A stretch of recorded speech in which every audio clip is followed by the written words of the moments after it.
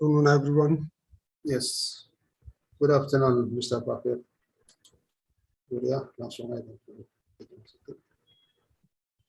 Yes, good afternoon, Mr. Pafir. So we Yes. start. Yes. What group now? Group number 6, please. Okay. Group number 6. Okay, sir. I'll just share my screen.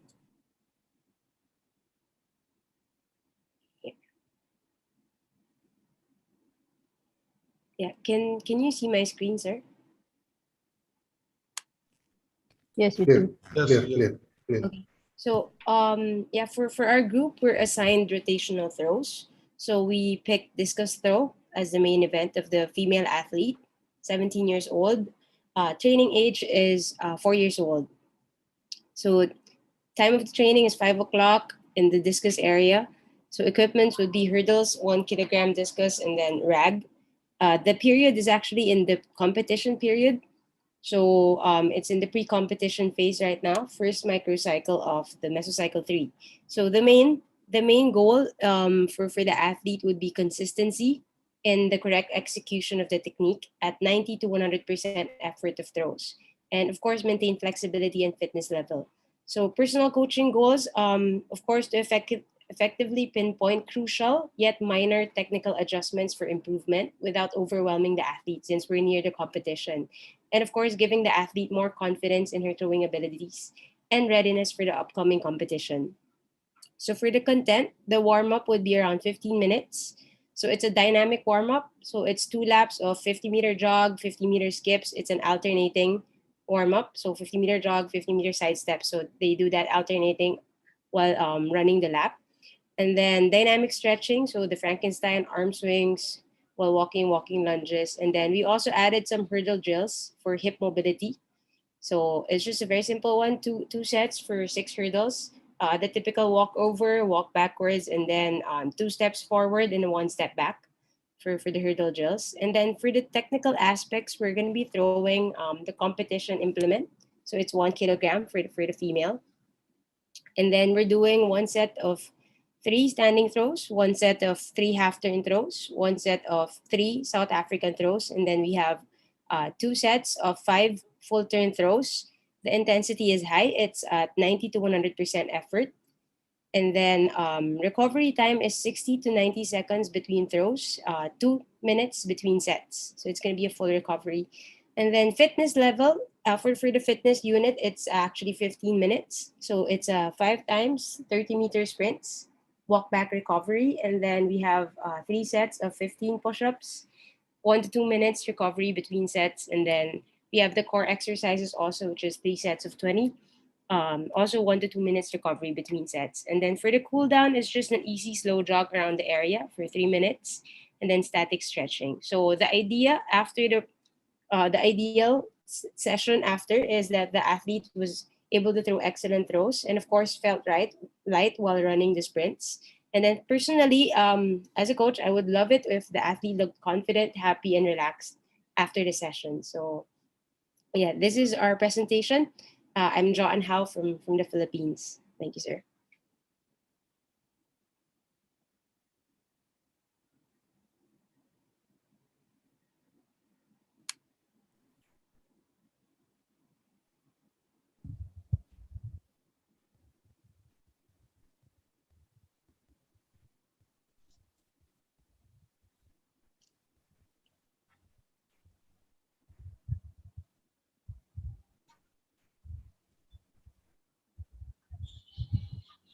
Hello.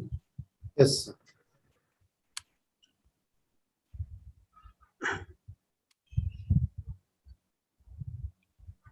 Mr. Prophet, sir. Yeah.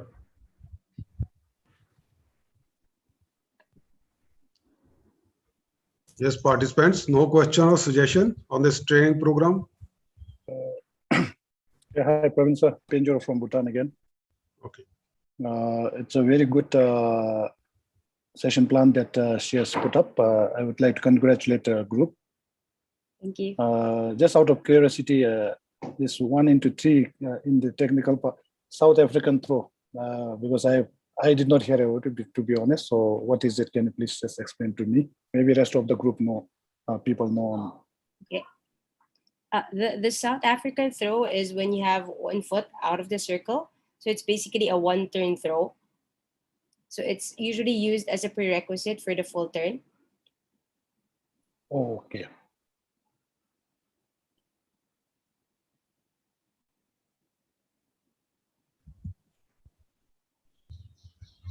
Anybody else? No question or suggestion? Sir, I have one suggestion. Yes, Sarash. Yeah, thank you, Juan, for this wonderful presentation. It looks quite complete. The only suggestion I wanted to make was, Parveer sir already mentioned in the recovery would be around 2 to 3 minutes after a full throw in the pre-competition phase. So that is my only suggestion, that the recovery time could have been improved, and rest of it is really well planned. Okay, sir. Yeah, we actually did around the 90 seconds recovery time between throws, and then around 2 minutes between sets, since we're still in the pre-competition phase. But normally, if we're doing a competition setup of throws wherein they actually throw as if they're in the competition, that's when we have like a really long interval between the throws. Okay, Sarash, you have pointed, because I was also looking at the training program. She has, this is a very well-planned program, and still keeping it simple. And same point I was thinking about the recovery also. Actually, in practical situation, what happens, like she has planned, suppose in the real situation, her athlete will be having, suppose, 3 implements only. Not much. Okay, so what will happen, like the first set, 3 throws, okay, rest in between 1 to 2 minutes will be there automatically. Then the athlete will go, or the coach will go and carry the discus back. Okay, it takes 4 to 5 minutes automatically. This is natural that automatically there will be a proper rest period, I think nearly 4 to 5 minutes, because she will be throwing, the discus will reach approximately 50 meters, so they have to collect from different spots. So naturally it automatically gives you complete rest. So but writing 2 minutes is, I think it is less. You can write down more time, but practically automatically it will be around 4 and 5. Noted, sir. Thank you.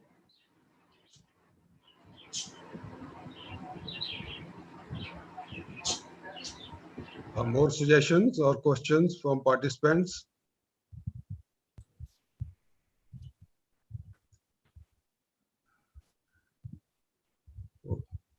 Okay, here I want to add one more point. It is similar to the shot put. I think traditionally we are adding one exercise after the technical session unit. You have added 15 push-ups. That is this is the pre-competition mesocycle, and 3 sets. But again, I will suggest to you the same thing. When you will put this microcycle, one session program, in one microcycle, you will be having other strength training units, because at this moment the purpose is to maintain the strength level, whether it is maximum strength or it is power. The objective is to maintain it. Okay, and you are working on the quality training. Intensity is high, and recovery is more, volume has been reduced. So I'm not saying that in this unit it is not okay, but when you will see the same session in a microcycle, the picture can be different also, because it will be in relation to other strength sessions also, because your athlete will be doing some exercises like snatch, clean, or bench press also, and doing some specific exercise like bench flies or other shoulder exercise. So you have to think at that time, you really need push-ups or not. Yes, sir. Noted. Suggestion from participants? Any more suggestion? may I have one suggestion? Echo it, yes. Yes. What is the aim of 30-meter 5 times? What is the objective of the 30-meter 5 times? Yeah, it's really more of just for the speed, for practicing the speed of the athlete. So it's just a Okay. really short sprint, so they can have like that explosive speed for Oh. that. Okay. When you do 30-meter speed, walk back recovery is not enough for 30 meters. Yeah, this is minimum 2 minutes. 2 minutes recovery. Minimum. Yeah, and in this phase, maybe you have to give until 30 minutes. 3 minutes. Sorry. Okay, sir. Noted. Yeah, yeah. Thank you, Sir Dawit. Because when the fast twitch fiber are fatigued, next repetition for sprinting, you cannot sprint because the neuromuscular of the fast twitch fiber already fatigued, and it's not enough time to restore ATP CP to the muscles. So you need minimum 2 minutes. Yeah, it's good if you give 3-minute break between repetition here, if the aim is speed training.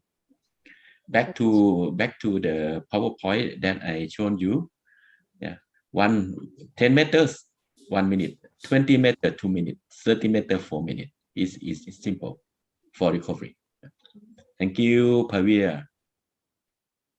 Mr. Ekavit rightly pointed out this, and after having around 20 throws for it may take nearly 1 hour or 40-50 minutes, so muscles are fatigued. So because you are close to the competition, what is the objective or purpose of this sprints? You can have you can shift this workout on some other day also, or other session also. And just here I want to give suggestion for my personal experience with athletes. Even throwers get more benefit with the shorter distance. I used to do like 3 repetition, just 10 meter with fast burst near the in the competition with complete rest, then go for 2 or 3 more 20 meter. That's enough, because they need good explosive starting strength, starting power. So the short sprints are more correlation with the performance of throws. Okay, sir. Noted. Thank you so much. Nice one. Really, I want to appreciate more practical oriented, very good attempt, and very simple, clear. Congratulations. Thank you, sir. Thank you, Sir Dawit. Thank you, Sir Parvia. That why we need the expert in the event. Honestly speaking, when I was looking at the program, I was finding the areas where can I suggest, because more of the things were already in the were well ordered, organized. And now the throw coach and sprint coach will give comment on mid and long distance. Mr. Parvia, Mr. Parvia. Yes. Okay, can continue to the. I want to ask you. Joe is the president. Is have throw Asian South African. Have any throw from Indian? Indian throw. Indian throw. I mean, is Joe is president about the South African throw. Do you have Indian throw? In the presentation of John is a South African throw. Indian throw, they throw coach.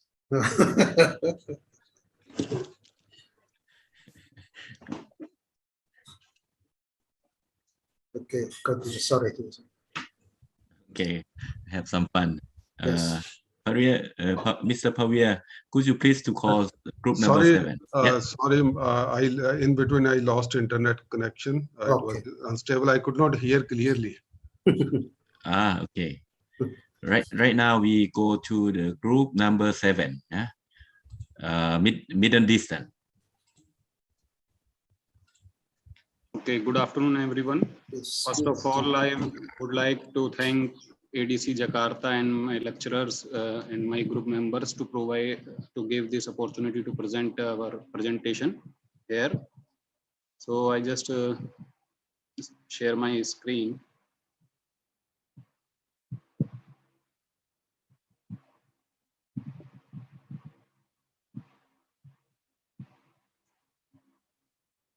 Is it visible? Can you see my screen? Yes, Yes, we yes. do. Okay. So we will start our, this is for a session planning for an 800-meter athlete. Our phase is specific preparation phase. Microcycle is loading. Volume will be high. Intensity will be some maximum, and rest should be in complete recovery. So date is 26 July 2021. Timing is 4:30 p.m. onward. Venue condition is outdoor track, sunny. Athlete is male, 17-year-old with a training age of 3 years. His basal heart rate is 65 beats per minute and target heart rate is 160 to 180 beats per minute. As we all know, our middle distance depends on the physiological parameters. So we'll focus on these heart rates here. Equipment is the cone, stopwatch, heart rate monitor, notebook, and pen for the use of coaches to monitor the training program. Session goal is use of repetition method to develop aerobic capacity, especially speed endurance. Personal coaching is make athlete comfortable and motivate throughout the workout. Okay, our volume will be around 20 minutes, 2-lap easy running. As Mr. Ekavit also told, we have different type of warm-up programs, but we are focusing on the middle and long distance, so we'll keep here 2 laps to make athlete comfortable with the track. And our then easy exercises like arm rotation, sideward bending, jumping jacks, 10 to 12 repetition, then high knee, a skip, karaoke, etc. for 10 to 15 meter. Dynamic stretching, front side and reverse lunges, again 10 to 15 meter. 4 to 6 easy striding for the distance of 60 to 80 meter. Then main workout will be around 50 minutes. The total load volume is 600 meter in the sets. It will be 3 sets for 2 repetition, containing 2 repetition each with 1000 meter distance to develop aerobic capacity. The 6 repetition of 1000 meter intensity will be around 80%. As we already mentioned, we are developing our speed endurance. The target time will be 310 seconds. I am okay. The next is 5 to 7 minutes rest between. I'm echoing, I think. Can you hear me properly? Yes, we can hear you. Yes, we can. Okay. Then 3-minute rest between the repetitions and the 5 to 7 minute rest between the sets. Here will the coach's observation will be on the biomechanical correct running action of the athlete. Each segment of the distance covered by the athlete as per the targeted pace. Because we are playing here with the pace, so our target will be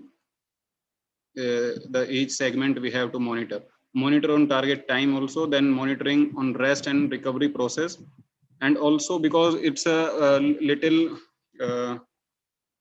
similar type of exercises, so we have to keep motivate our trainees during the workout.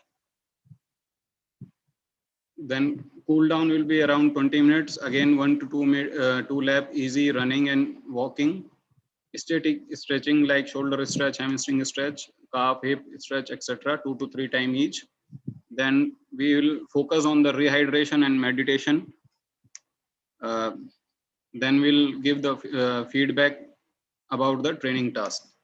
The evaluation, the completed as per program, and the completed as per program and athlete more confident after the workout. It's a joint effort by our group 7. So I just welcome for the questions if anybody.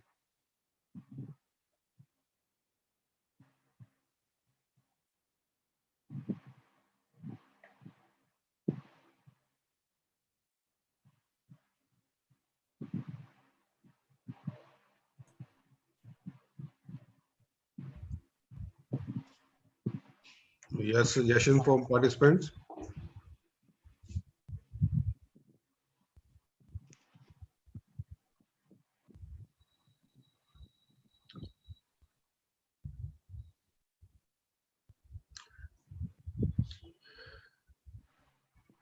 We want that participants should be more interactive. Somebody is asking question, I think.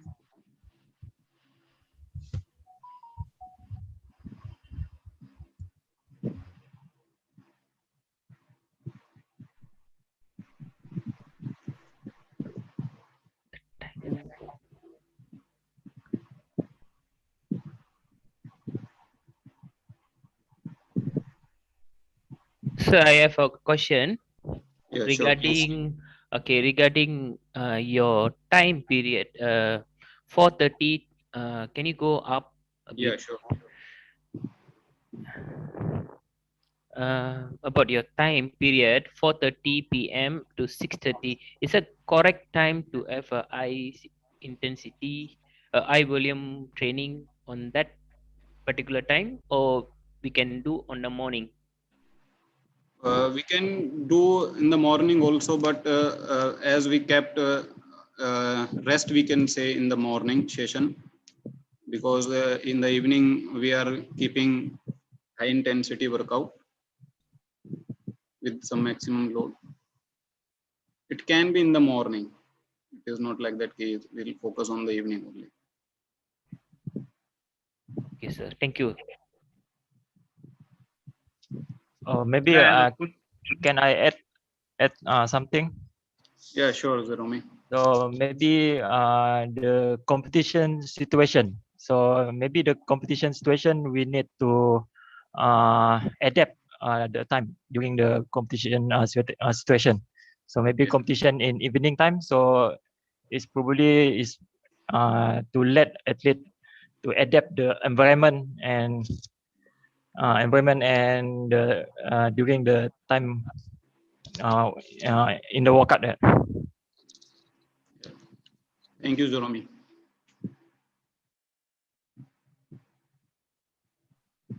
Sir, I have a quick suggestion. Yeah, sure, please. I liked how you have given the heart rate, the training plan. That's a wonderful point.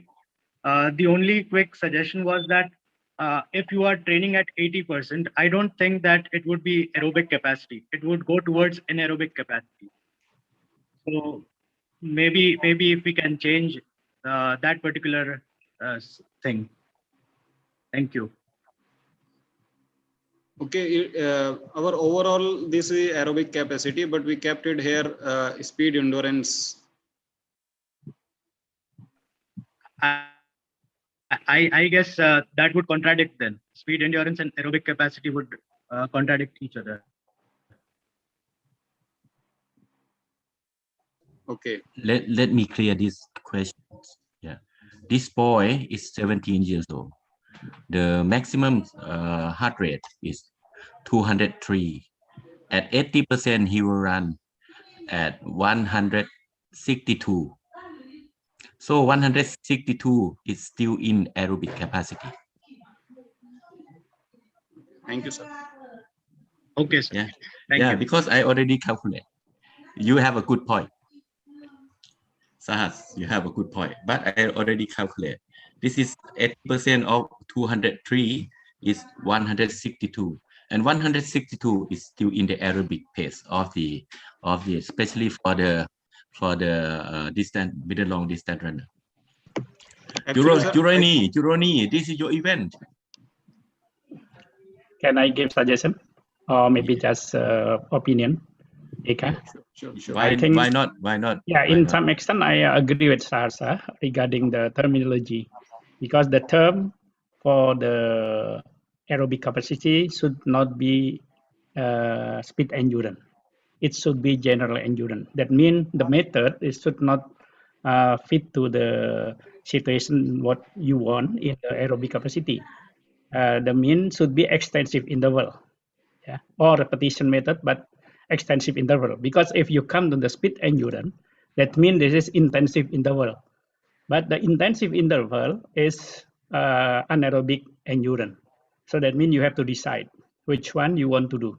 You want to do, because this one is 160 to 180. Maybe you can run 178.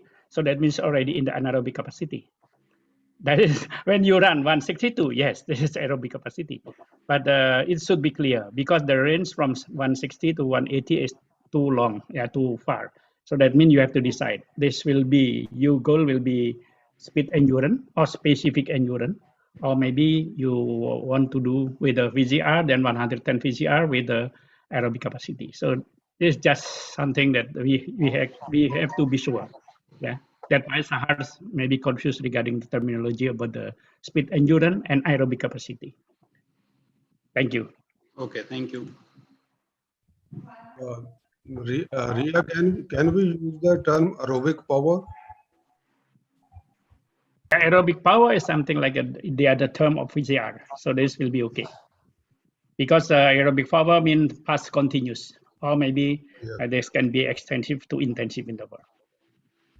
This can be aerobic power. Yeah, but the heart rate may be higher. Yeah. Yes. Okay, let me And give one- more. Yeah, okay. One more point I want to add. They have calculated well, but the basal heart rate is mentioned 65 beats per minute. I think in actual situation for a middle or long distance runner, it will be much lower than 65.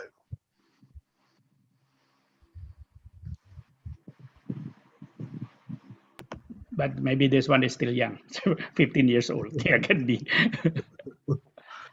This boy is 17.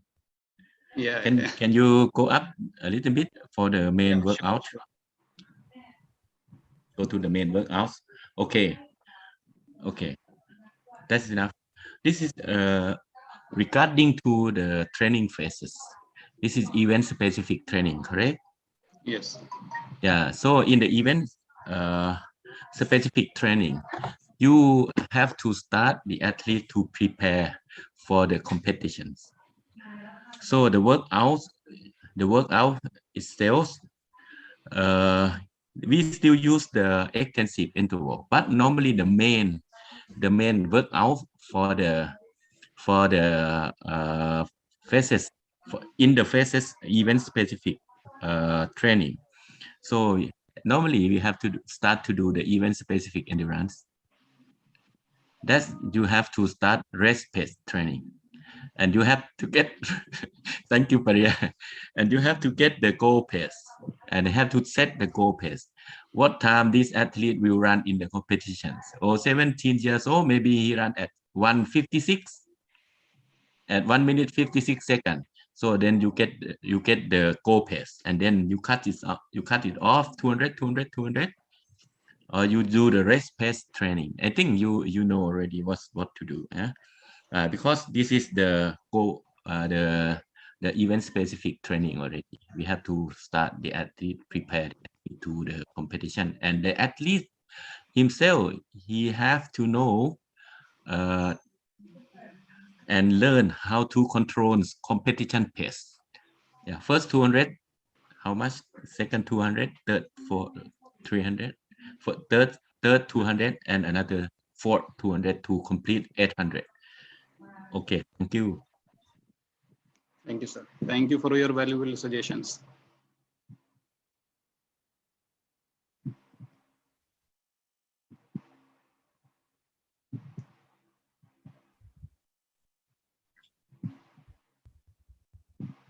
No more question or suggestion. I think we can move to the next group.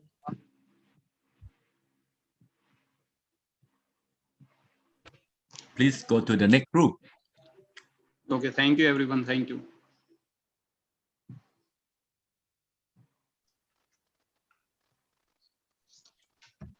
Good afternoon, everyone. So we are from groups number 8 for the long distance. Please hold on for a while. I will share the screen. Okay.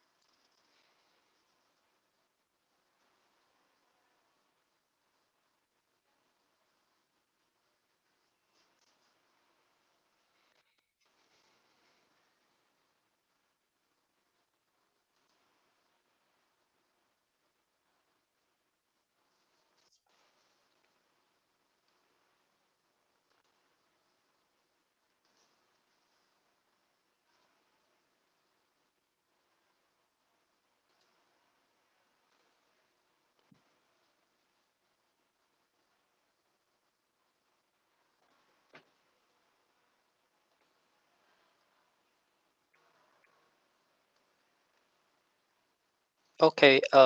Good morning, everyone. Can anyone see my screen? Yeah.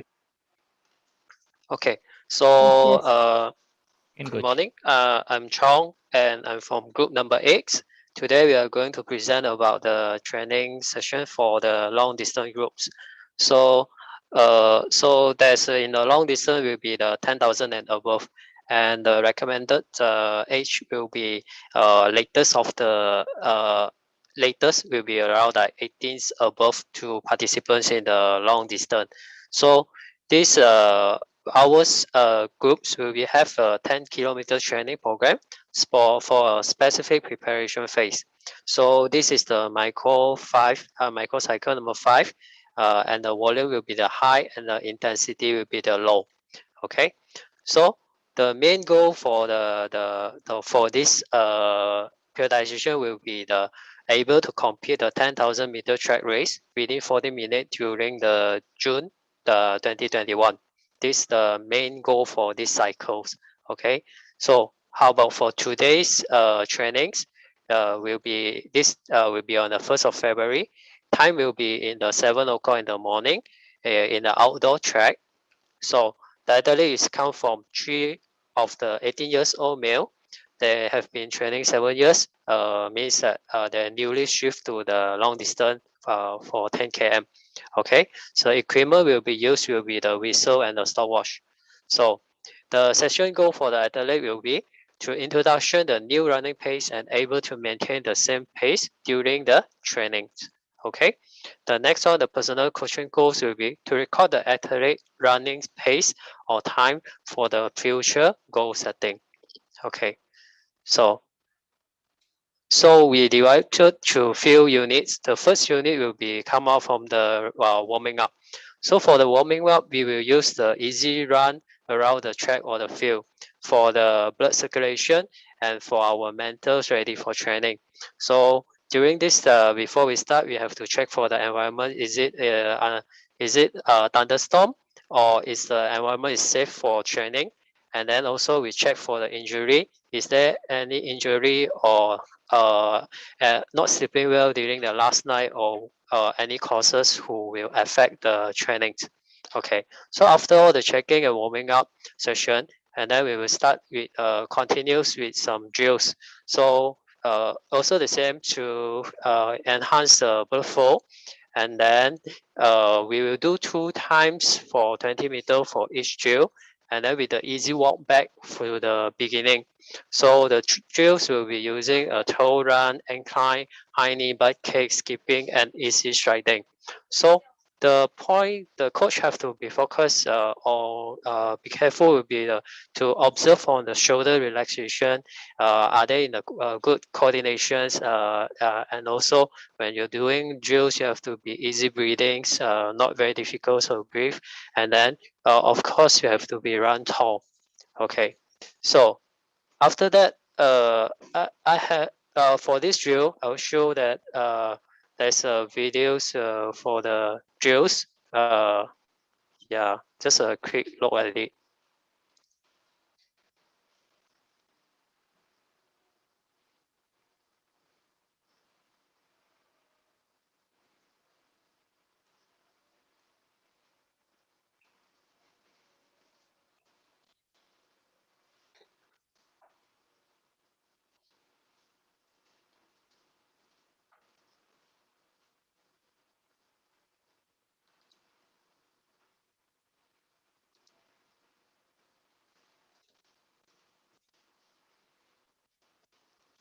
These 6 drills that mentioned in the drill. This is the toe run, and then this is the incline, and then the next one we'll be doing the high knees,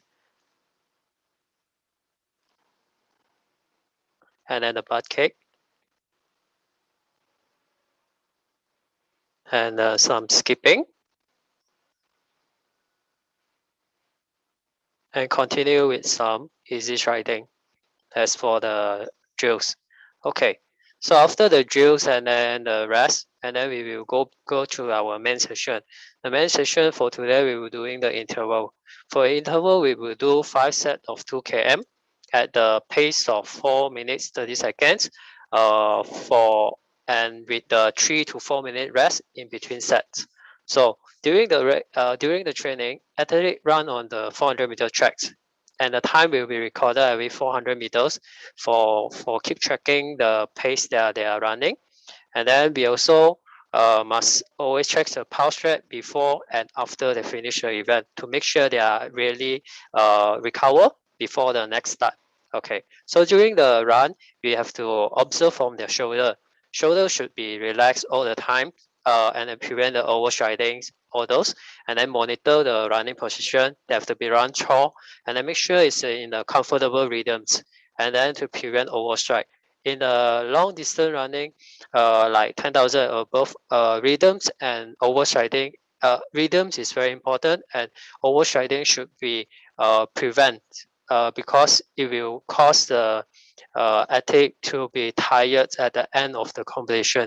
They should be in a comfortable rhythm or in a comfortable stride, hold as long as possible. And then during the finals, only they start to strike out or go and increase their speed. Okay, so after the finish session, and then we will go to the cool down session with 2 to 3 minutes of slow jog or walking on the grass or on the field without the shoe. And then after that, they're doing stretching. Why we choose walking on the grass? Because when we go for the long distance, there's a lot of high impact to our feet. So the grass, when we walk on the grass or walk on the field, it helps us to relax, and also our heart will pump the blood flow will help us to carry out all the acid from our muscles to try to release from our muscles to prevent cramp or the over change for the next session. Okay, so during this cool down session, we also have to check for is there any injured or cramp happens after the training, and then we check for pulse rate, of course, and then we start to review the session, and then collect feedback from the athlete, see whether they are comfortable with it or the rhythm is too fast, the pace is too fast or too slow for them. Okay, and then and then we have to make sure the pulse rate is back to the normals, and also another way to see is they are not deep breathe or very difficult in breathing. They'll go back to easy breathing, and then after the stretching, the muscle is relaxed and loose, and then for each stretching to make sure they are at least hold for 6 to 10 seconds. It's help for their range of motions to relax and then to gain some range of motion for the muscles and joint. So that will be the end of the session. And these are the members from our groups, groups number X, the long distance running. Thank you. And please, if any comments or question, please ask us. Thank you.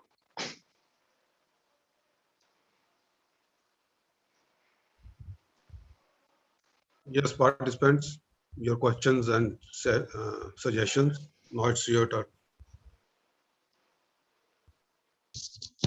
Okay, thank you, Hikin and group member. It was a good presentation and nice sharing training program. I just to know only one part. Can you slide down to main program? Interval part, yes. Yes. Okay, so this part you have mentioned about the check pulse rate before start and finish in every set, right? So yes. what is the best indicator to measure the pulse rate before athlete start to another set for interval? Indicator, I mean the range, the pulse rate.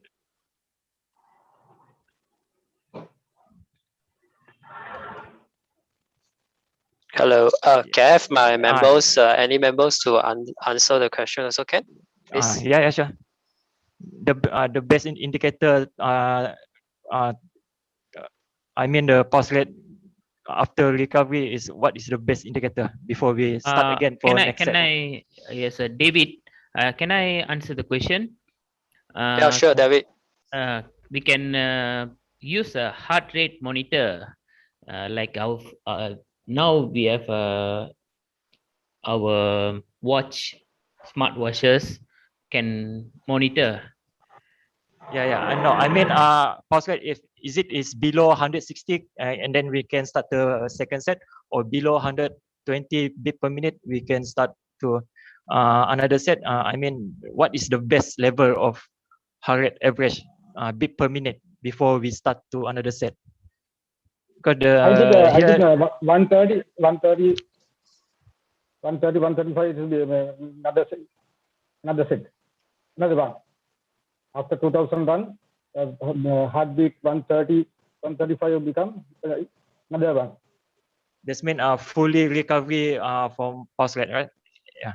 Okay. No, not a full recovery. Not a full recovery. How about if the pulse rate never go down? If after 4 minutes or 3 minutes, is it the rest can extend more? Yes. Actually, yes. Yeah. Because the main purpose is this athlete is still new.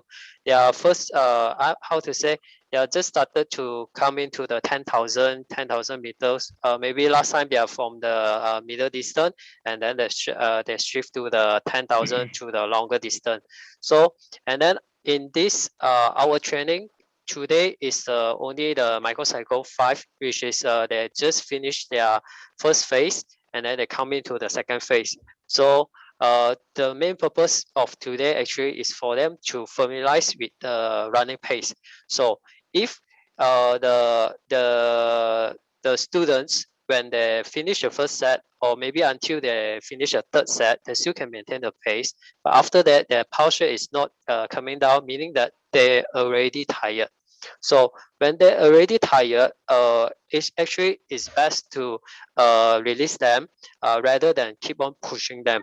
So at the end, the safety have to become first, and then it also can be helps us with the data we have. It helps us to plan for the next section. So yeah, I hope I answer your question. Yeah. Okay, thank you, Group X, for clarification. Thank you.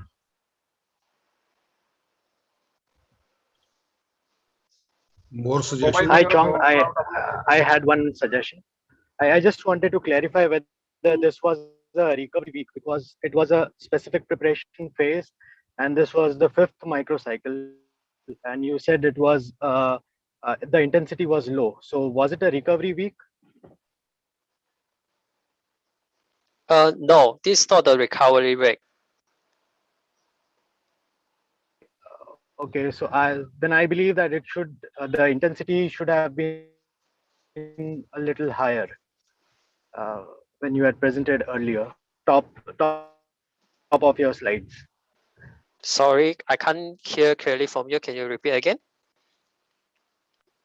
Yeah, can you please slide the presentation a little above? Up. Yes. Yes. In the objective of the session, yeah, you have written that it is a specific preparation phase. The microcycle is 5th, and Yes. the volume is high, but the intensity is low. Yes. So I believe that the intensity should have been a little higher because it's a specific preparation phase, and the microcycle is 5th. No, this is just the beginning of the session. Because in the how to say specific preparation phase, there is around like 2, maybe 4 weeks to 8 weeks time for the preparation. So this is just the beginning of the session. So normally we will try to in this today's session, actually the main purpose is to let them to familiarize with the pace. So the main goal for the end of the end of this cycle will be to able to complete the 10,000 race within the 40 minutes. So if for today's race, which is the first phase, and then we using the 4:30, which is below the target time, to let the runners to start to adapt to the new running paces, rather than you push them to the maximums and then make them burn out at the end. Yeah, thank you. Okay, thanks for the clarity. Okay, let me clear this case. It's a good question. This is the microcycle number 5, correct? Yes, sir. And this is event specific. Yes. Phases. Yes. Frankly spoken, your general preparation is too short. You have the general preparation only 4 weeks. Yes. For aerobic adaptation, I need 4 months. Okay. We need 4 months for the aerobic. Jorani, could you please to confirm me? You are middle long distance. Yeah, based on Mr. Gunter, yes. 1 month is not enough to get the adaptation of the aerobic capacity, because in the aerobic capacity, this is one of the most difficult adaptation. It's easy to train, but you need very long time to get a good adaptation, because aerobic capacity you have to spend 2 to 3 years to get a well aerobic adaptation. So only 4 weeks is very short. It's very short. Yeah, and then you start specific preparation in the week number 5. It means the preparation period is very short. As we learned that a longer period in the periodization is general preparation. Okay, then the general preparation, you have to attain your general preparation phase 2 months, 3 months, 4 months, and then the athlete get very good aerobic capacity adaptation, especially especially the mitochondria adaptation, get more mitochondria, and then you can start event specific training. Okay, yeah. This is first one. Okay. Okay, who else? Paria, are you here? Yes. You are the Right, yes. expert. It is interesting. No, I'm not expert, but it is interesting presentation from the middle distance and long distance. I think you talk about the specific endurance, something like that. But the problem is here, you run under the this distance, but also the pace is too low, too slow pace. Yeah. So that means maybe you're not really going to the specific. You just like going to the general. So that means for me, it's better if you cut the distance. I mean the shorter distance, but the pace must be same. So the time meter per second must be same, or the kilometer per minute per hour. Kilometer per minute. For example, here should run 4 minutes in 1 kilometer, right? Yeah, but you run slower, 4.30. Then I mean this is no more event specific. This can be come to the general or maybe come to the extensive interval. So that means better if you not slower the running, but maybe just shorter the run. So short, but the time is pace competition. I think will be helpful for that, because you say that you want to make sure athlete can adapt the pace competition. Yeah, but by running 4.30, there's not competition pace. And according to the control with the pulse rate, you have to understand when your athlete compete, what is the pulse rate? 130, 140, 160, you have to understand. Then because they have a smartwatch, so you can control during the running. So the running must similar like what they did in competition, the pulse rate. But here you give a rest. But in the competition, you never give rest. So that's why you just something. But this one is good. The idea is good. The training is good. The idea good. But the problem is, I think the pace. You should become to the competition pace. But if you come to the non-competition pace, slower than competition pace, that means, yeah, you're right, correct. This is only beginning. Even the beginning is not enough because, as Mr. Ekawit said, there's only 1 month general preparation. I think it's not enough for the. But because this one is a 18 years old athlete, if the athlete is 27, 24, it's okay. Maybe can be because they can be in the block system. But here you have to go to the linear system. So linear system, you need more time to do in the general preparation. I think this from me, Mr. Ekawit. Thank you. Okay, Thank you, sir. May I add a little bit? Because the competition pace or the goal pace is 4 minutes per kilometer continuously. But when you break down into every 2 kilometers and you run 4:30, it means you run too slow from the goal pace.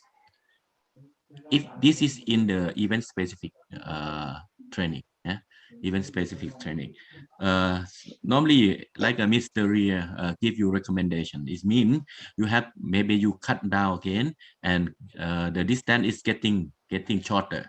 Maybe you run 1 kilometer at 4 minutes, and then rest, and 1 kilometer at 4 minutes. 1 kilometer at 4 minutes, and minimum and maximum not more than 8,000 meters. Okay, understand. Meaning that for this case, we can change to we reduce the total number of repetition, and we remain the same pace as 4 minutes per kilometers pace to order for the runners to adapt to the running pace rather than increase the time for them to run. Is it? Yes, and extend your general preparation for 4 months. 4 months, brothers. 4 months. Yes, thank you, sir.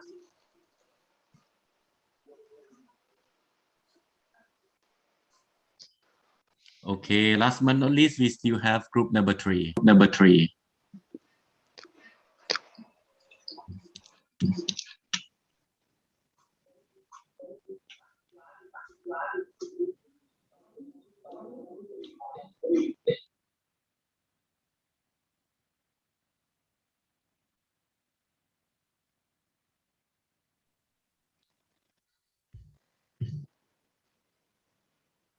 Sir, I have send my present.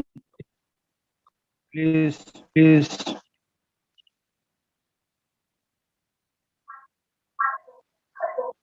Please share screen.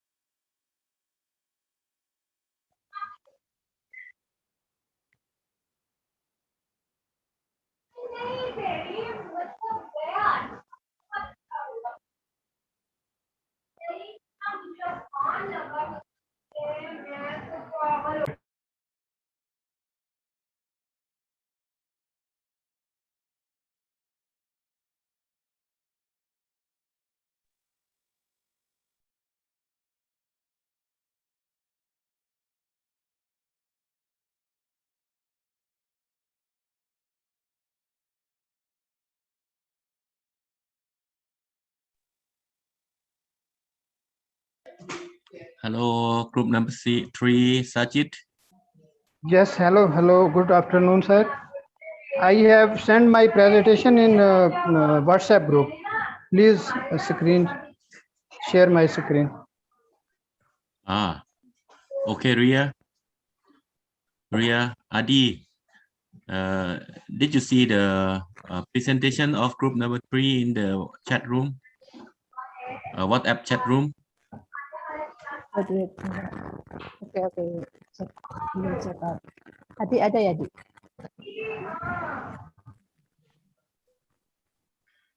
Not yet. Ada. This group is horizontal jump, huh? Yes. Group 3, yes.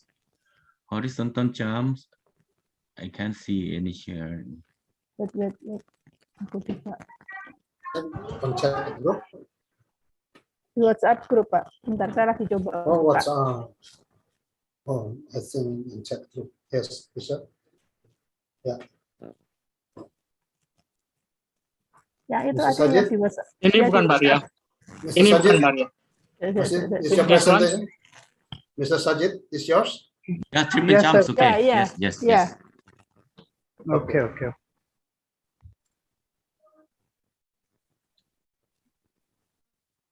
Good afternoon, everyone. Sajid Imran, my members are Kriti, Anuradha, and third one is from Bangladesh. So Anuradha is still in hospital. So we start our presentation. Triple jump, microcycle. Age is 17 year. Training age 3 year. Time 5 p.m. Date 26 July 21. Equipment stopwatch, cones. Session goal for athletes. Introduce jumping skill and able to maintain jumping skill during training. So personal coach to record all training and identify the faults.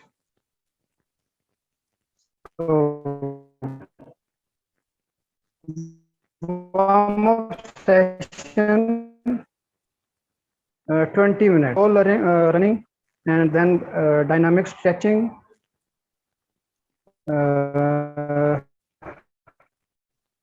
And then basic exercise, high knee and high kick, back kick.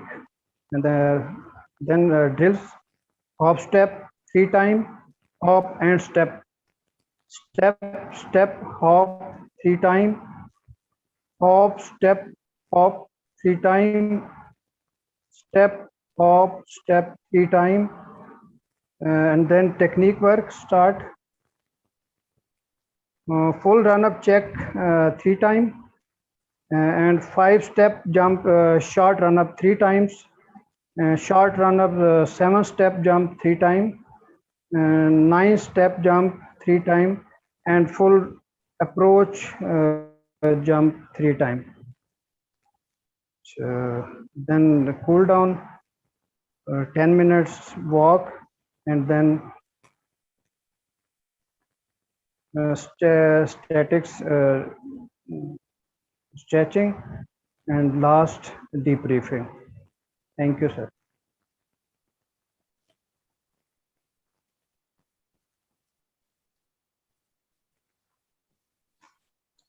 Okay, group. Now your turn.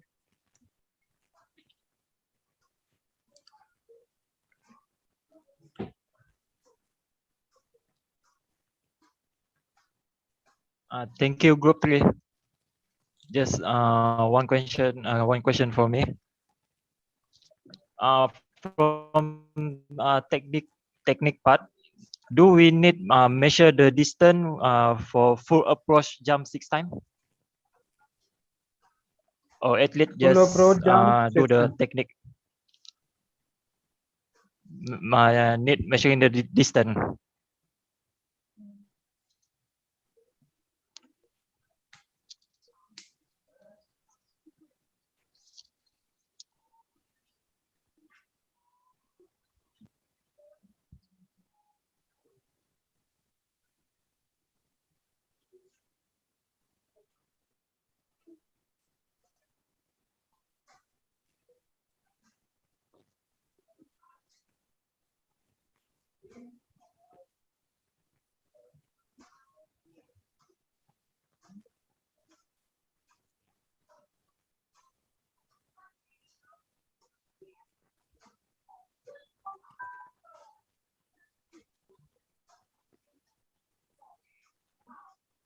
Hello. Sajid, is the question for you. Yes, sir. Yeah. It's a question for you from Mohammad Chiraini. Yes, again. Yes. From technique part, do we need measure the distance for full approach jump 6 times, or only doing just technique only? Only technique, not distance measure. Okay, thank you. Thank you. Hello, Assalamu alaikum. Walaikum assalam.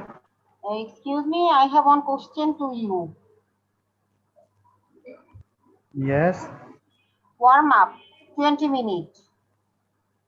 You have to mention here slow running, Yes. dynamic stretching, basic exercise, basic drill, hop step 3 times. Excuse me, why you write here hop step 3 times in warm up time? And step 3 times, hop step 3 times, step it's warm up time.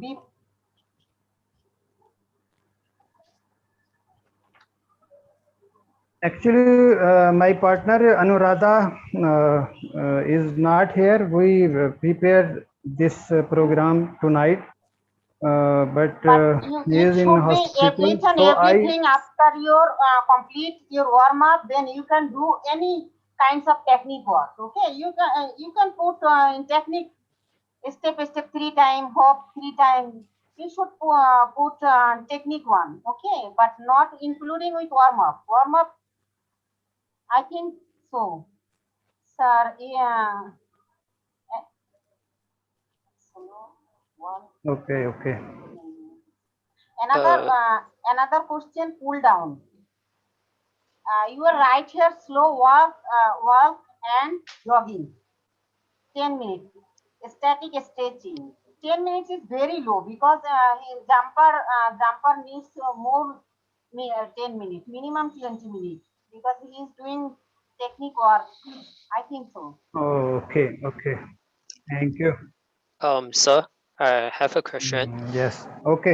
Thank you. This training actually is in what phases? If according to this one, for me, I personally feel that it's in the general preparation phases. Am I right?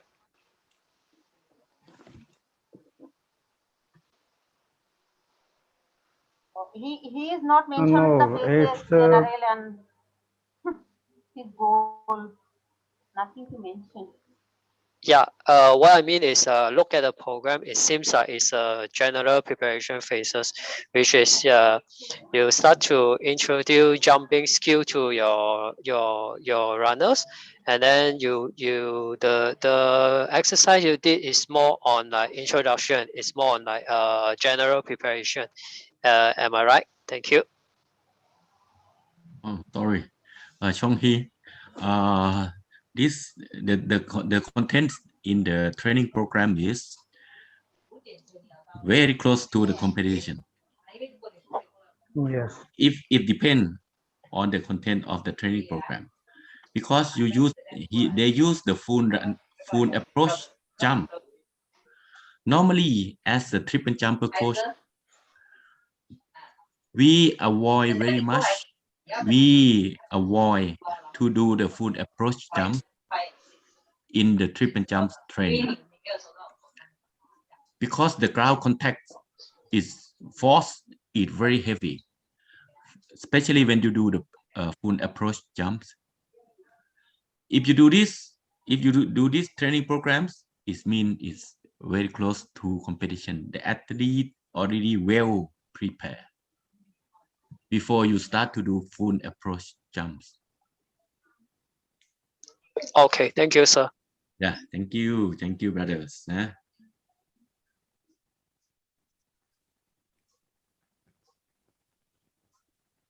I coach in this event. I coach triple jumps, and my athletes 2 times SEA Games record. Very good.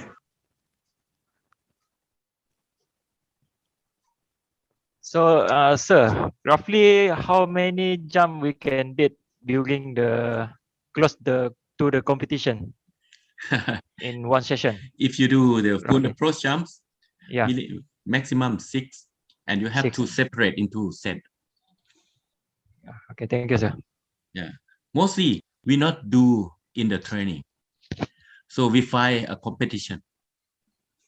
Close to competition, you have to go to get the competition. Maybe I go Malaysia, I go Philippines, and then I get competition. So I do full approach jumps in the competition. Mostly I not do mostly if I have enough competition, I will not do full approach jumps in training. Okay, sir. Not many. Only I don't have competition, then I do. So one more question. For the warm-up session, so many hop jump during the warm-up session, is it recommended to do it in the field or we have to do it on the track? Better you do on the grass. Okay.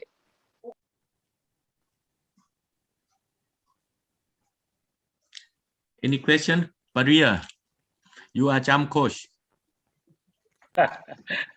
Yes, I think it's interesting also because the technique we still blind regarding the intensity. When you say here full run up, mean the speed or the distance for the run up, for full run up. So we have to make clear because then Gironi will ask what is the distance. Also, you measure the distance or no. So that means the athlete when you give this program is still not clear. So the full run up is the rhythm is like competition rhythm, or the rhythm is just like relax rhythmic. It's not the full rhythm. So this must be clear. And the recovery, how long the recovery and set recovery. So make sure athlete they don't ask about that because you have to be clear in the notation of the training intensity, volume, and recovery. So the recovery here, I think, is not so clear. So I think this the main point. But with the training itself, yeah, we avoid to have too much structural load. Yes. The triple jump is very structural load. That means you can combine, for example, with another surface, not always in the synthetic track, but also using the grass. Or maybe you can also combine with another rhythm. So that means they're not too much to structural load. And the other session, you can go to the water, for example, to make sure your athlete can maintain the recovery. So the recovery must be good in the triple jump event because I think Mr. Eka will know by well about this. That's why he never trained too hard about the triple jump. I think I agree with Mr. Eka. Okay, Eka, thank you for that. And for the general, I think for all the event like middle distance, long distance, normally you can put also before the cool down, you can put some stabilization exercise like core stability exercise. I think this is also very important to make sure your athlete still can maintain the body posture. So maybe because your time maybe not enough to put the stabilization exercise. So after technique, you can do it, for example, like that. Or before, in the warming up, you can take a little bit stability exercise. Thank you, Eka.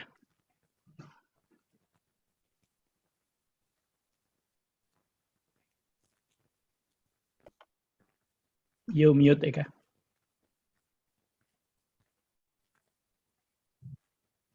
Every group have done the presentation. Maria, you want me to talk about the microcycle? Or we can pass to Mr. Pavia to do the continuous, to do the next unit. Okay, microcycle maybe we can do another time. So Okay. especially in the training program. Okay. So now we give maybe 5-minute break, then go to Mr. Pavia. Thank to you. give the test Thank and you. evaluation. Thank Thank you, Eka. Yes. Thank Yes, you, thank Pavia. you. Thank you. Thank you, everybody, Pavia. for your Thank you, contribution. everybody. At the athlete needs rest between the training. You as a coach, you also need rest between the course.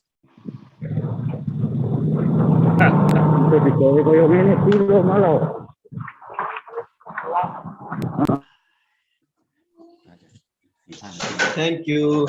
Thank you, sir, madam.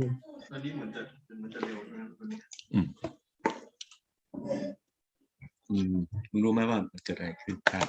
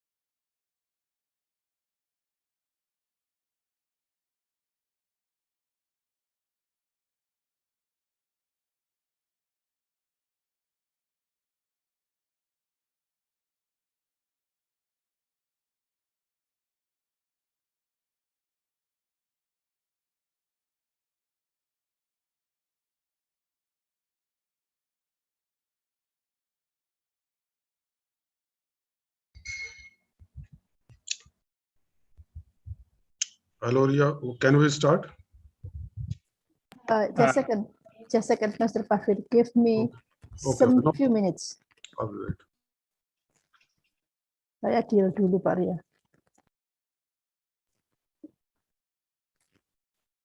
Pak Ria. Saya deal dulu dengan beliau.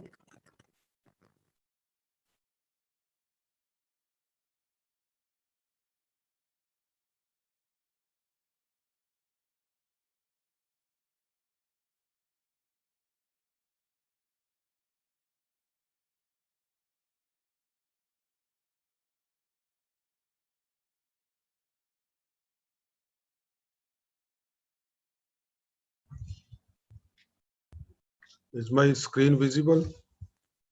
Yes, yes, it is.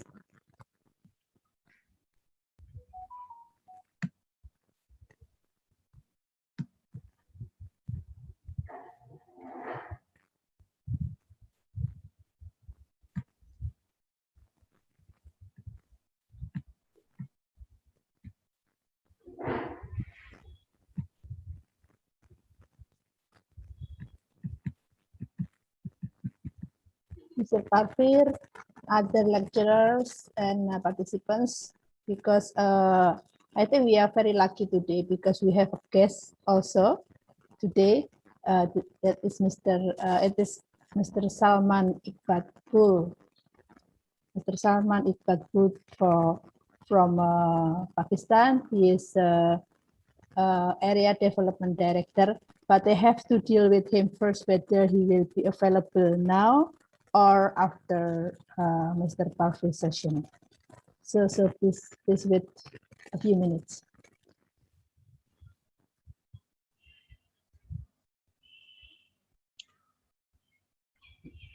Shall I start now?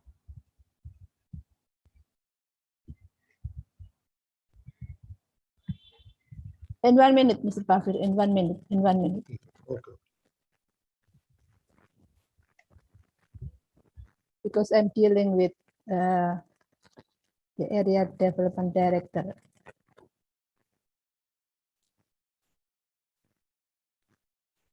Okay, so Mr. Salman will be available in 5 minutes. So maybe Mr. Pafir could start now first.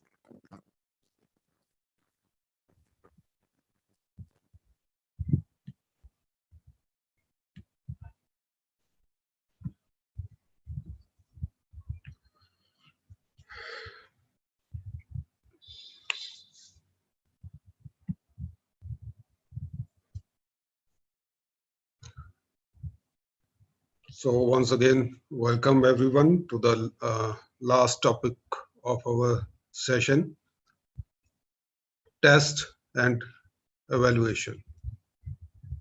So especially in the field of sports, we need to test our athletes.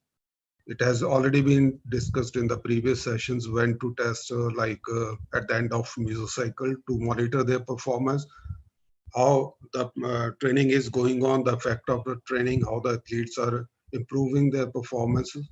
So along with the performance test, we have to do functional testing also. So one of the testing, the functional testing, the most common use test protocol is the Janda test. It was actually started by a person named Janda. So in this functional testing, it is to analyze the specific movement pattern in order to identify biomechanical problems. So what happens when we are training for the high performance, more specific and specialized training? So we need to monitor the function, the muscle imbalance or muscle quality of our athletes also, because if this area is ignored, it can cause in future it can cause injury and hindrance to the performance. So what is muscle balance? Actually, it is a lack of quality or an optimal, it is imbalance between the optimal ratio of the muscle length or muscle strength between agonist and antagonist muscles. If imbalance is there, then it can cause problem. It can lead to injury also. It will disturb the performance, the improvement in the performance. So when we do the functional testing, first of all, the muscle imbalance can happen because of two main reasons. Number one, certain when we are training, actually already we are training, as we know, according to the training principles, starting with the general, we lead over to the specific and specialized training. Sometimes in the training also some muscles get ignored. They are not targeted during the training, and if they are ignored, some muscle or muscle groups for a long time, it causes inactivity and their strength level goes down. So this causes the muscle imbalance. Second thing, the second cause of the muscle imbalance is the repetitive training, because we are training almost similar type of movements for many weeks and many months. And if proper stretching or proper rehabilitation has not been done, then the certain muscles or the muscle groups, they either get short or stiff or tight, or they become weak. So this also causes the muscle imbalances. So most of the injuries, many injuries causes because of this muscle imbalance. So like you can see here in the picture, if muscle, this is the imbalance between quadriceps and the hamstring muscle group. So if suppose quadriceps are stiff, they have been shortened, it will automatically cause antagonist to have extra load, which will be eccentrically loaded, and it will also affect the posture also, and it will cause injury and stiffness, or sometimes many times the lower back problem. This is just one example of muscle imbalance. So how we will test muscle imbalance in our young athletes especially? There are some tests I will just discuss with you. So you can see here on the screen, the first we will test the strength. So on the left, the joint is hip, and the muscles we want to test is hip flexors. So the testing is doing crunches, sit-ups from this position. You can see, okay, if your athlete is not able to do these sit-ups properly, in the bottom you can see the feet are leaving the ground, or the elbows are, or the arms are swinging forward to compensate the movement. That means your athlete is lacking in the this area, the muscles, the hip flexors, they lack in the strength. So we have to target those muscles to train them. We do this on the right side exercises like this sit-ups, this medium load, when you are holding arms close to the chest, keeping this proper position, lifting up, moving upward. And the second one is, then the second stage, if we want to increase the load, high load, you get this position, keeping the knees bent in this position, and then doing the crunches, sit-ups. So this is the training, and there are many exercises. The first thing is you need to test the muscles. You need to be careful about your athletes, whether the training you are giving to your athlete, that is giving him balanced development of strength and flexibility, that need to be tested. This is second example is testing of hip extensors. In the previous one, we have tested hip flexor. This is a hip extensor. In this position, the athletes try to lift his legs. So it is measured with the distance from the knees to the floor. So if this distance is less, that means the athlete is lacking in the strength of hip extensors. The exercises are there on the right side.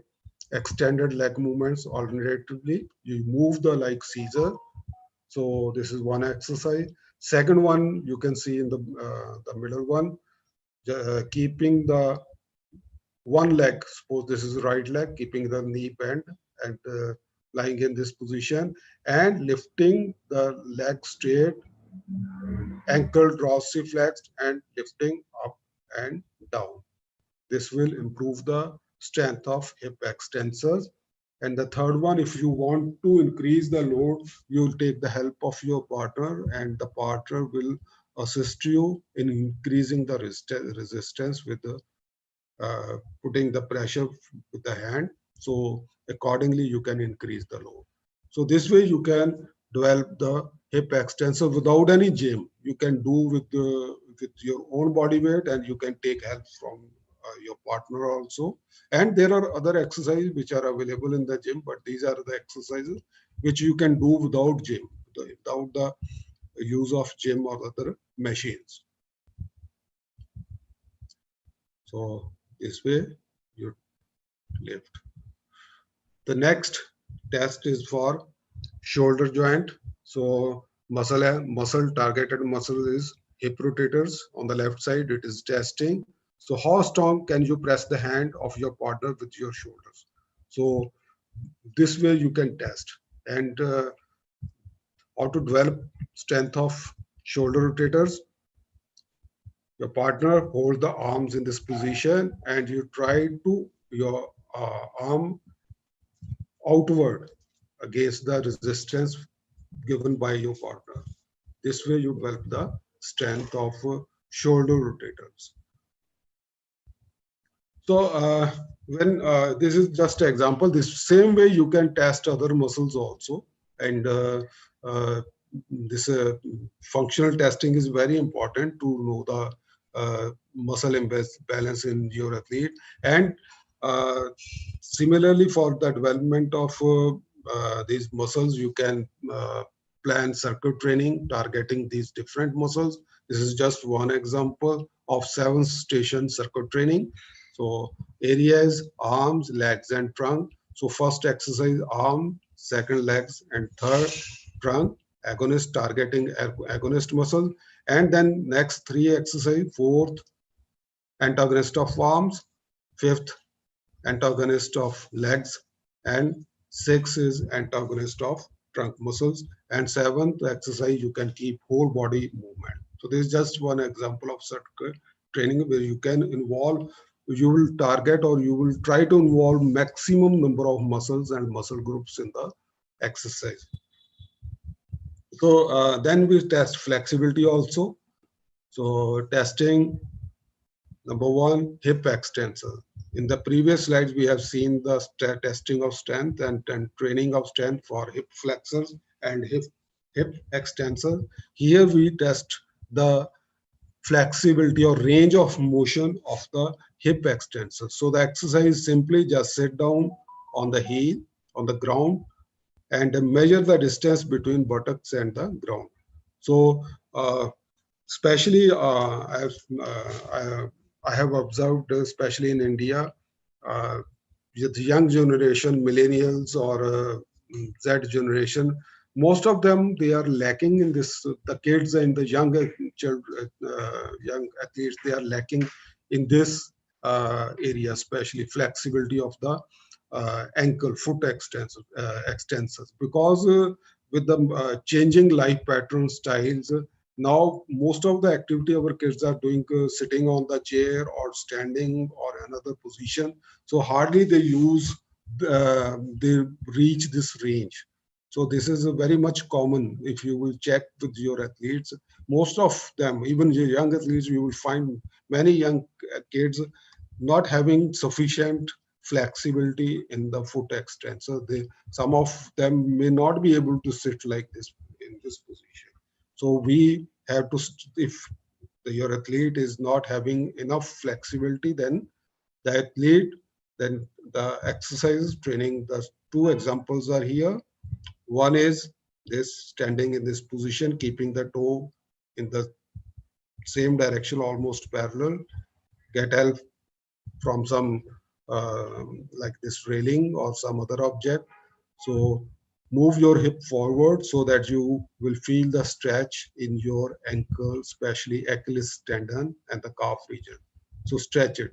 The second exercise is given here, just on any edge of platform. You stand here, keeping on the single leg, so get support from some wall or pillar, and stretch your muscle like this. But one interesting thing I want to share here, you have to observe carefully, because the same position can be done for the strengthening also. So you have to observe whether your athlete is doing stretching or strengthening, because this happened with my wife. I told her I've asked to do some stretching like this, and after a few days she complained of stiffness in the foot ankle area. So the reason was, then I later observed that instead of doing stretching freely, loosening the ankle and going for the maximum range, actually she was doing opposite, she was doing strengthening. So you have to see whether your athlete is doing it properly. The stretching, the purpose here is to stretch the calf muscles, not the strengthening. This happens. Then flexibility, testing of hip flexors. Okay, right? So sitting in this position, hold your one leg like this, pull it close to the chest in this position, and the leg will be hang like this. Approximately the knee angle will be around 90 degree. It is not looking 90 degree in this photograph, but you keep it approximately 90 degree, and you see how down your thighs can go from this position. If the space is more, than means your athlete is not having good flexibility in the hip flexor muscle. You need to get stretching. You need to improve the range of motion of hip flexors. Then these are the suggested exercises like this. You can do yourself, or your athlete can do him or herself. So lying on the platform or the ground like this. Okay, in this position, bend the leg and hold from the ankle and pull your knee backward. Your knee should move backward from this. Okay, so this will stretch your quadriceps, so, and the hip flexors. So you can take help to increase the range from your partner. You can do like this, get this position and push your hip forward. This will give full stretching. It's a very good stretching exercise for hip flexors. And to increase the range, you can take help from a partner, but the partner should be having good experience. So like this, pulling from the shoulder slightly, but keeping the torso in position and pushing the lower back forward. So this is the stretching exercise for hip flexors. Then next is hip extensors. So sorry, not hip extensors, knee extensors. So you it is the same test you are doing. Okay, so you checking the position similarly in this manner, but this lower one is more, it is a better test to test for the checking the range of motion of knee extensor. So in this position, your partner will check, push, and will check the range of motion. So this one is the exercise for improvement of knee extensors. Next one is to test the flexibility of hip extensors and knee flexors. So in this position, it is mainly for the hamstring group especially. So in this position, one leg will be straight, okay, hips in contact with the ground, and gradually raise the leg and check the range. You can test the range of motion of hip flexors and knee extensors, and knee should be straight here. The knee should not be bent. Okay, So how you will improve the flexibility of hip extensors? This is one exercise. Bend the knee, pull the knee, hold the knee, leg just above the knee here, behind the thigh, and pull it close to the chest. This is for hip extensors. And then similarly, you go straight and you can take help from the partner also to develop the flexibility of hip extensors and knee flexors. Then the next muscle is hip adductor. Hip adductor, testing in this position to the side, and the partner will check the range of motion of adductor muscle. You can stretch even the same way your partner can give the stretching, or you can do like this also to improve the flexibility of adductors, hip adductors. Then the next, check the flexibility of back extensors. Sit in this position on some platform or on the table. Try to bring close your chest. So how much you can measure the distance between knee and the head. So whether your athlete is able to reach this position or even below this or remains behind, this will give you the idea of flexibility of muscles of the back extensors. And you can do stretching exercise like this. Hold in this position, stretch and hold. This was about the functional testing. So this was the just example. You can test other muscles also. Some are the specific muscles for event or event group. You need to test because of repetitive movement. There can be two causes. One is due to repetition, more training and training, the muscles get stiff and gets short. You have to check it and needs stretching and flexibility exercise and need to improve the range of motion of the joint. Second reason can be the muscle is being ignored in the training. Then you have to design training program that so that all the muscles are involved in your training, so they get sufficient strength training in your training program. Then the second category is the physical fitness tests, which are more related with our fitness, performance related fitness. And there again category, some general tests and then some specific tests for the event or event group. So this is one example. This is from the level 1, physical fitness. To measure the, we can test also, we can develop also maximum running speed.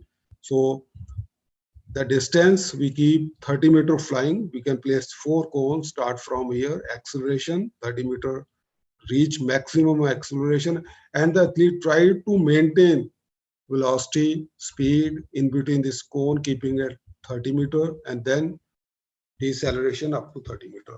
If your athlete is young athlete, you can decrease this distance according to his capability. It can be 20-meter or even less than that. It can be 10-meter also. So flying 30-meter for developing also and for testing maximal speed also. So examples are just 30-meter maximum 3 repetitions and 2 sets. And rest interval between repetition is 6 minutes. And between set, it is 7 minutes. Athletes with low training age, just I mentioned, you can decrease the distance, need not to go for 30-meter.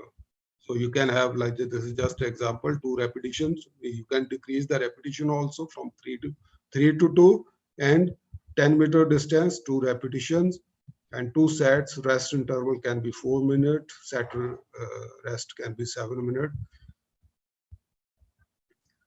So this is just one example of physical fitness of a sprinter, 400-meter runner. Okay, this was from USA, and this is data from 2009. So we can have different tests. Just these are the most common tests, like body weight. This body weight was 72 kg. This is just for example, height.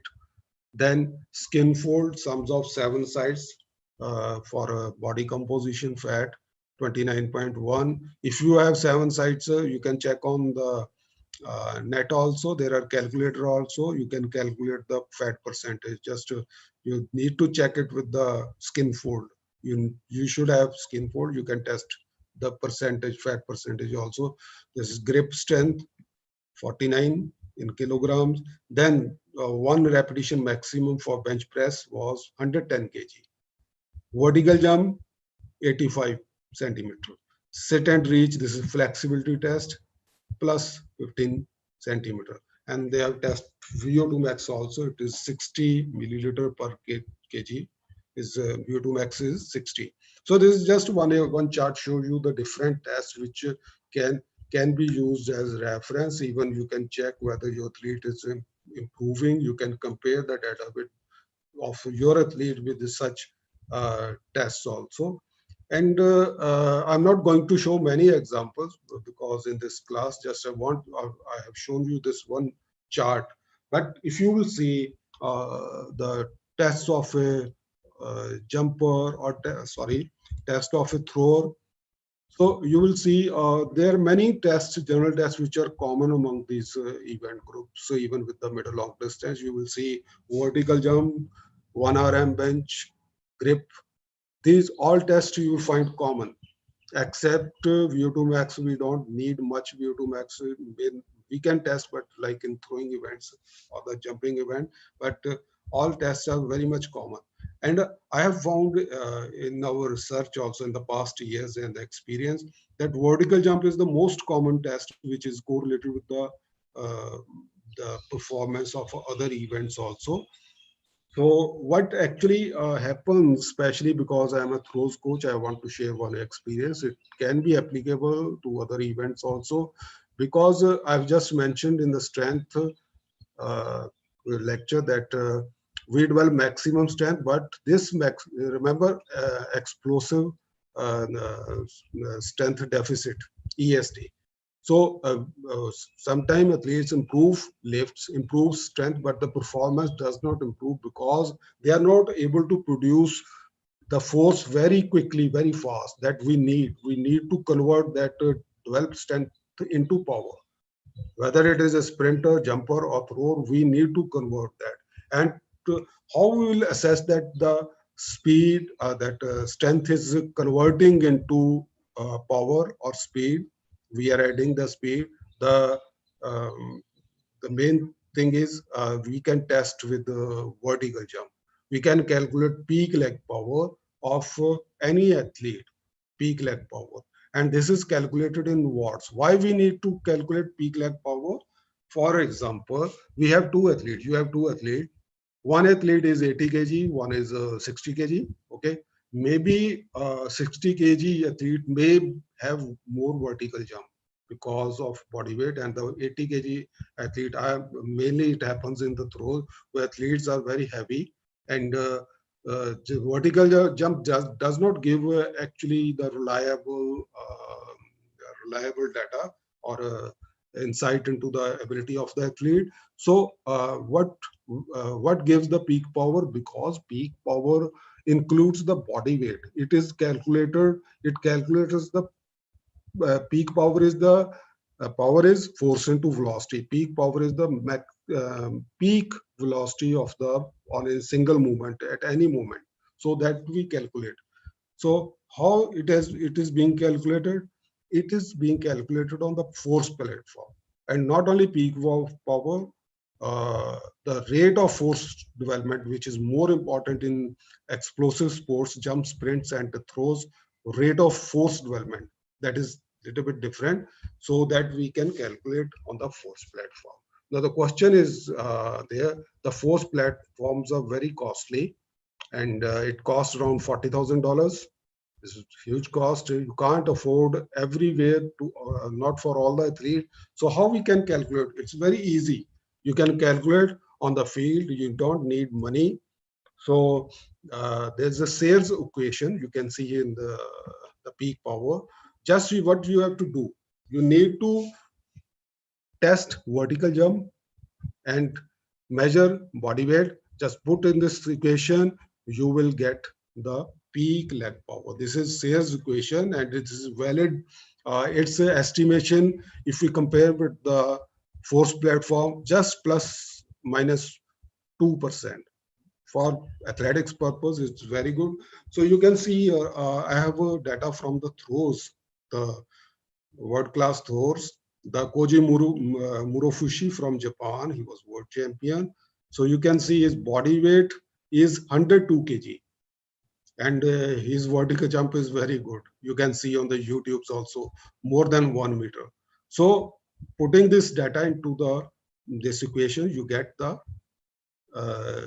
peak leg power like 8,878.4 watts. Similarly, Reese of 140 kg body weight, but vertical jump is 76 centimeter, less than Koji Murofushi, but more body weight, and his peak leg power was 8,900.2 watts. So now you can compare. So the peak leg power gives you better, reliable information related with your athlete's performance, especially in throws. So Adam Nelson, and this one we have calculated with our Indian athlete who's the Asian record holder. When he did 21.49, this was his peak leg power, 8,445. So we have calculated with the other throws also, and the difference is clear because peak leg power, in all the cases we have seen, peak leg power has a huge, is a significant relationship with the performance.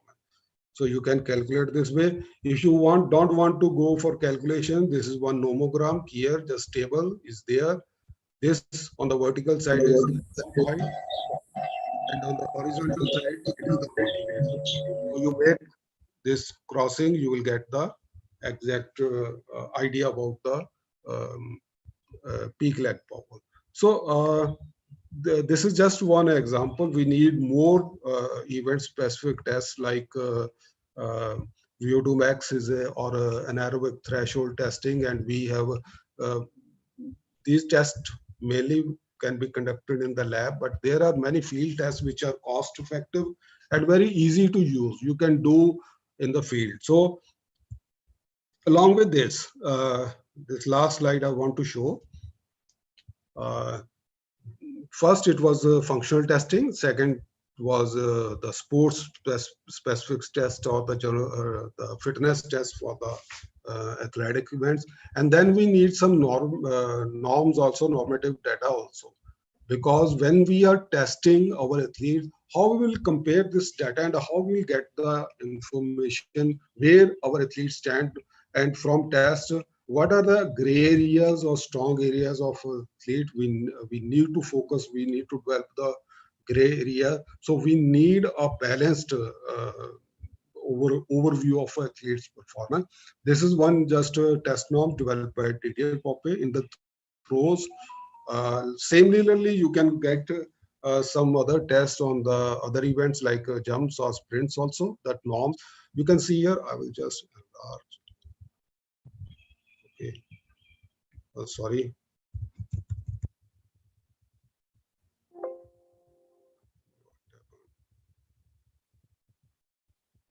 Okay, so I think it is clearly visible. Need not to zoom the.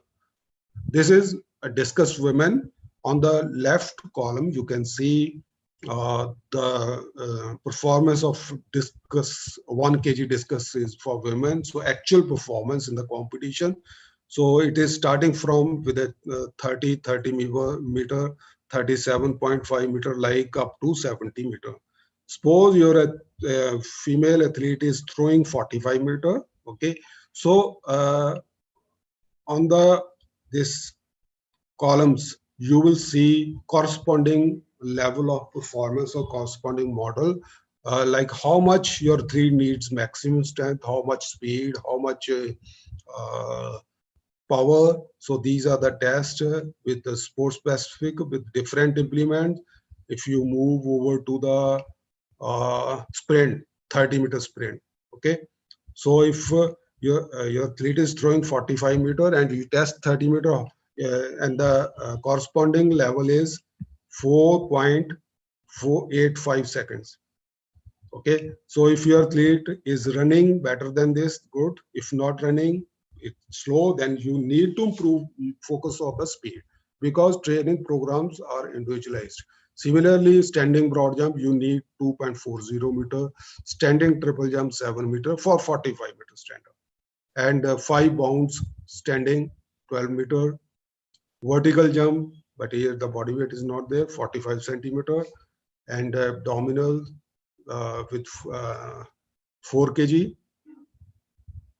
So you see bench press 65 kg and clean 60 kg, all lift snatch like this. Okay, and similarly you should go to 60 meter, you get the corresponding model. So this type of test norms, normative data, actually give you the idea when you can simply test and you can see the balance of your athlete. Maybe you are, for example, you are having 2 athletes, and when you will test, you come to know that one athlete is good in speed and not good in strength, need to develop more maximum strength, and other athlete is good in strength but not good in speed. So naturally you will focus according to the needs of the athlete, not just giving the same program to both of the athletes. Okay, so this is the main point we make in the training program. We test, we evaluate. Okay, so functional testing, then some general tests, then we have a specific test, and we have test norms also. We can compare, and even we don't have test norms. If we are testing, so we are periodically testing, we can monitor the performance, whether it is improving or it is stagnating. So we can monitor progress better with these tests. With all this, I finish here. Thank you. Now you can ask questions.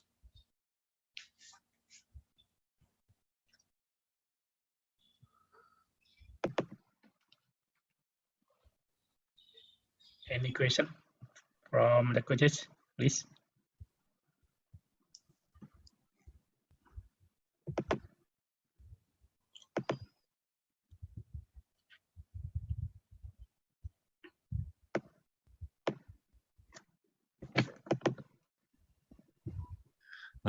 This is when I talk about the the periodization, and that I mentioned you in the recovery week at the good opportunity to do the test.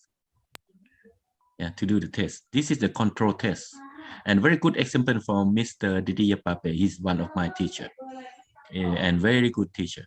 He lectured in Thailand. Also... Yeah, he lectured in Thailand 3 times. Yeah, 3 times. Then that is very good opportunity to do the test. And if you have the standardized, like Didier Pape mentioned and Mr. Pavel Singh just mentioned to you, it will be very good and helpful to check where is the athlete's lack of speed, lack of power, or lack of strength. Then you can improve the athletes easily. And if you plan this in every maybe you can plan this in every mesocycle, and then you can improve the athlete, and you can check where is the weak point of your athlete easily. Then you can try to get a workload to improve the weak point of the athlete, and athletes will be improved very fast because you know exactly where is the weak point, and the workout you plan for the athletes is get into improve the weak point of your athlete directly. You know, and then you can improve. If you don't know, it means you cannot improve. Yes, I think Mr. Ekawit gave us some highlight regarding the what to do, how to do, and when to do every mesocycle. So maybe later, Mr. Parveer, in the next presentation or in the next course about the training program, we can show the periodization and when we have to test in every mesocycle. I think that's very important to control, because everywhere we go, we have to understand where we are. So that is very important when you go to coaching your athlete. So I think you have any question before we close this seminar?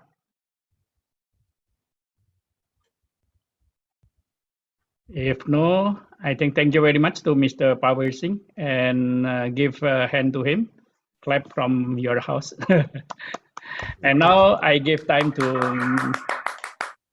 Ms. Riastuti to announce the closing because now we are lucky because yesterday we have Mr. Frank Dick from the Coaches Association of World Coaches Association, and now we have our Director of Area Development in Asia. So, Ibu Ria, please. Thank you very much, Pak Ria Lumintuarso. And yes, we are really lucky. I mean, this is the lucky webinar because we have two important persons who visit us. Okay, so now we introduce Mr. Salman Iqbal Butt as Area Development Director. We would like to cordially invite him to give his remark. Mr. Salman, please. Okay, thank you and good day to everybody, wherever you are. I'd like to thank Mr. Ria, Mr. Dewey, Miss Ria, Mr. Ekavit, and Mr.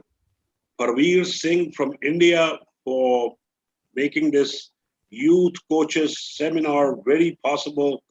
And I was part of it, and so many areas and so many categories you covered, and already emphasized, how important this department is.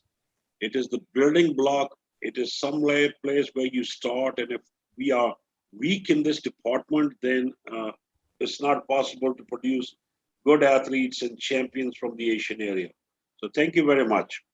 I hope everybody, each one of you is also enjoying the World Olympics in Tokyo, just like I am. It's a unique Olympics. It's a different Olympics because of the COVID-19 situation, but we are getting excitement, and daily it's a drama. It's a exciting place to be. I think on with the world weightlifting and the swimming competitions, and later on we will start with the athletic competition. Okay, very quickly, I'd like to update you as far as the online program we have started because of the pandemic, and where the pandemic taught us so many questions, so many lessons, and it gave us so many things to start with to deal with the lockdown. One of the good things, if there was any, that the pandemic gave us was an online communication channel. Online education has been there for the last decade or so, from what I remember. I was not being all that successful, but it galvanized in the direction it was supposed to go because of the pandemic. And here we are on an online seminar, and we have had CECS, that's the Coaching Level 1 course. And World Athletics has designed that course, and so many people. We've had one MF, the Palestinian MF in the Asian area, that has been and has adopted that format, and they've successfully conducted that course, CECS Level 1. They are also planning, and they are also creating a CECS Level 2 online program and a TOECS Level 1 program. That would be course that would be organized online. Not to say that we are done with face-to-face courses. We have a rather heavy schedule that will start after the pandemic stops or recedes or partially recedes, and we are really looking forward to it. But as for now, it's important that we have our online with our CECS Level 1 course, and in the making and the pipeline is the CECS Level 2 and the level TOECS Level 1. Courses are in the pipeline, and soon we'll be teaching them online. Like we have come to know, it's very convenient, it's economical, it's, from the convenience of your home, it's flexible. So many things that can be associated with the online teaching, and so glad that we have this window of opportunity and window of communication in these difficult times. I would again like to thank the participants who have participated, and I'm sure they have gained a lot of knowledge and a lot of experience through the sharing with their lecturers. One last thing I'd like to reiterate, and I do always, is of special interest with the females of our sport, and that is that by 2027, all federations and all associations affiliated with the federations are mandated to have 50% female representation in them. May that be in the federation office bearers, the executive committees, other federation committees, or the affiliated associations with that federations. All of these are supposed to have 50% female representation in them. And that is good news for our female counterparts. And hopefully they realize that this is a good way to join athletics and to be part of this great movement that helps us keep healthy, fit, and well during our lifespans. Thank you very much. And over to you, Leah. Thank you. Thank you very much, Mr. Salman Iqbal. So it could really invite Pak Ria Lumintu. So maybe he would like to. Okay. Okay, thank you, Dia. So I think Mr. Sama has given a lot of information and also some comment about our situation now. And I think it's very true that we have to struggle with the situation, and we have to see the Olympic game by COVID situation.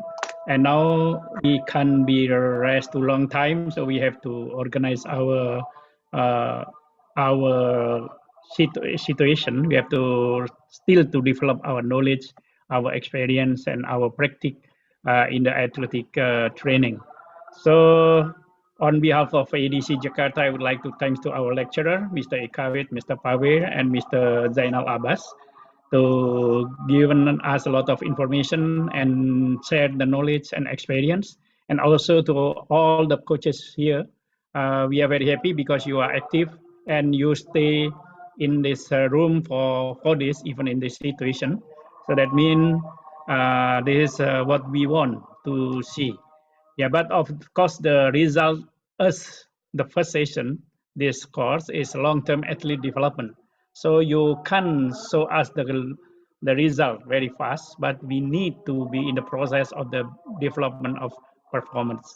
So I do hope in near future we will meet in the competition, and hopefully the situation getting better, and we can direct activities in ADC or maybe in another country with the on-site course and on-site seminar. And now we will have Asian Coaches Association. For the World Coaches Association, Mr. Frank Dick will be the our mentor, and the Asian Coaches Association we will have, and we still set up, and we will declare to you soon. And that means all the federation, all the country has to build also the Coaches Association. So we will meet maybe after August, maybe September, we'll meet to you all to set up our system in the Coaches Association. So again, thank you very much to the lecturer, and thank you to all the participants, the coaches, and for our RDC staff, Pak Dwi, Ibu Ria, and Mas Adi. So you will take the certificate later because we have already made the certificate. And also thank you for your feedback regarding the evaluation of this course. Thank you very much, and hope to see you again soon. Thank you. Thank you, Mr. Ria. Okay, thank you very much. One more thing. Thank you very much. One more thing is, I already shared in the group about the evaluation form, and we do thank you for all of you because we already received now is almost 50% of the participants. So we are looking forward to receiving another 50%. Because this evaluation form is part of the World Athletic procedure during conducting this course. Okay, so we are waiting for your evaluation form who has not been submitted yet. Thank you very much, and see you again some other time. Okay, bye-bye. Bye bye. Thank you very much. สวัสดีค Yeah, รับ thank you for Bye. sharing. Thank Bye. you. Surya, Bye. thank Thank you. you. Yeah. Thank Bye. Bye. Thank you, ADC. Yeah, thank you, coach. See you Thank again. you so much, Thank you sir. some other time. Thank you so much. Hope to see you again on the site directly. Yeah, thank you, Bye bye. teacher. Thank you, ma'am. Thank you, sir. Thank you. Thank you, ma'am. Thank you, sir. Yeah, thank Welcome, you. welcome, welcome, Thank welcome. you. Ria, Welcome. Mr. Yes. Ria, Yes, sir. Mr. Ria, my plan to do IAAF level 2 sprint and jump will be in December at the end of the Okay. year. Hopefully Yes, the COVID hopefully. is go down. And then you Okay. can come to Thailand. Sure. 10 Hopefully day, I 10 can come. day. I will book you in earlier. Thank you. For sure, if the COVID getting better, I will bring some Biloto there. But you have to invite one lecturer for me for sprint. Okay. Yeah. I will not work as a lecturer. I will work as the coordinator. You also normally I can work you with, more to lecturer help than the you. lecturer. To help you. You want lecture outside, not in Thailand, right? No, I will not lecture in Thailand because to get the certificate, and the certificate is signed from the foreigners is Okay. better Yes. than Yes, yes. You lecture, but you're not the course director. no. Pak Hasik. Pak Hasik, it's your baby. It's your baby girl. Guys, Ah. Yeah, I got my Okay, I have